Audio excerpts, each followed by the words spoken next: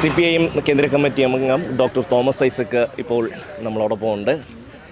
ഈ പലവിധ ചർച്ചകൾ സമ്മേളനവുമായി ബന്ധപ്പെട്ട് ഉയർന്നു വരുന്നുണ്ട്. കൂട്ടത്തിൽ ഇന്നലെ ഗോവിന്ദമാഷ് വാർത്താ സമ്മേളനം നടത്തിയപ്പോൾ ഈ മൂലധന നിക്ഷേപത്തെക്കുറിച്ചുള്ള ചില കാര്യങ്ങൾ വ്യക്തമാക്കിയിരുന്നു.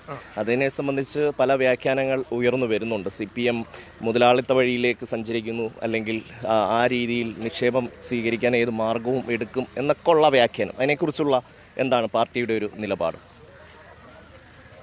നമ്മൾ ഉടൻ സോഷ്യലിസം കെട്ടിപ്പടുക്കൽ നമ്മുടെ മുദ്രാവാക്യമല്ല.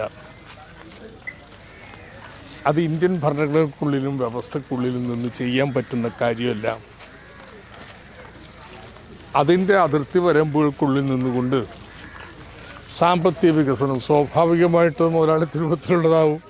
പക്ഷേ മോഡിയുടെയും അല്ലെങ്കിൽ അതിക്ക് മുമ്പുള്ള കോൺഗ്രസിൻ്റെയും സാമ്പത്തിക വികസനം പോലെ ആയിരിക്കില്ല അത്. അതിപ്പോൾ തന്നെ കേരളത്തിൽ വ്യത്യാസം അറിയാലോ. ഇന്ത്യയിൽ ഉണ്ടായ സാമ്പത്തിക വളർച്ച നേട്ടത്തിൽ തുച്ഛമായ ശതമാനം മാത്രമേ പാവങ്ങൾക്ക് കൊടുത്തുള്ളൂ. കേരളത്തിൽ അങ്ങനെയല്ല.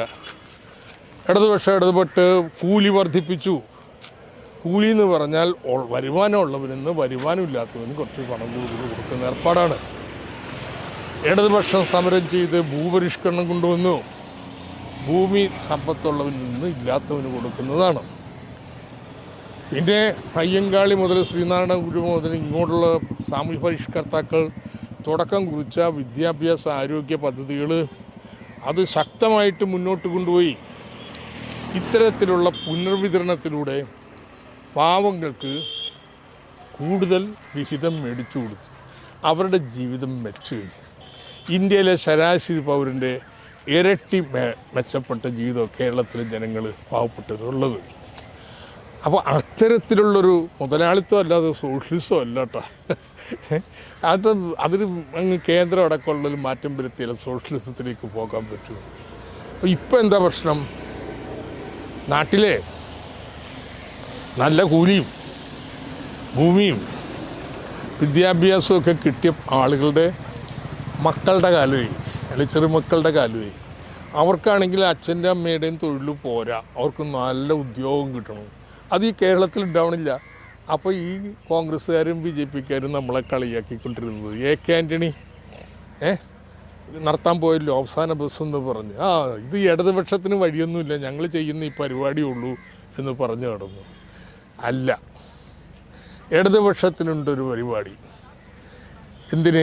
ക്ഷേമം ഉറപ്പിക്കാൻ മാത്രമല്ല, പുതിയ തലമുറയുടെ പ്രതീക്ഷകൾക്കനുസരിച്ച് ഇവിടെ തൊഴിലവസരങ്ങൾ സൃഷ്ടിക്കുന്നതിന്.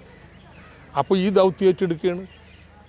അത് നടത്തണമെന്നുണ്ടെങ്കിൽ നമ്മുടെ പൊതുമേഖലയെ ഇനിയും ശക്തിപ്പെടുത്തും, നമ്മുടെ കേരളത്തിലെ ചെറുകിട മേഖലയെ ശക്തിപ്പെടുത്തും, സ്റ്റാർട്ടപ്പുകളെ കൊണ്ടുവരും. എന്നാൽ ഇവർ മാത്രം പോരാ. ഇന്ത്യയിലെ മുതൽ മുടക്കിൻ്റെ സിംഹ പങ്കും ഇന്ന് വലിയ കോർപ്പറേറ്റുകളാണ്. ആ കോർപ്പറേറ്റുകളെ എങ്ങനെയെങ്കിലും വളർത്താൻ പറ്റുമോ എന്നുള്ളതാണ് മോഡിയുടെ സമീപനം. അദ്ദേഹം വിശ്വസിക്കുന്ന ഇവർ വളർന്നാലേ ഇന്ത്യ വളരുമെന്നാണ്.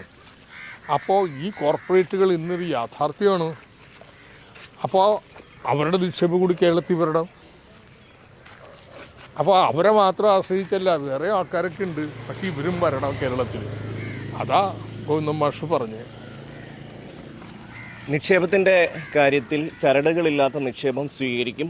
കേരളത്തിൻ്റെ വികസനത്തിന് വേണ്ടുന്ന നിലപാടുകൾ, നയസമീപനങ്ങൾ, അതാണ് CPIM സംസ്ഥാന സമ്മേളനം ആലോചിക്കുന്നത്. അത് തന്നെയാണ് CPIM നേതാക്കൾ വ്യക്തമാക്കുന്നത്.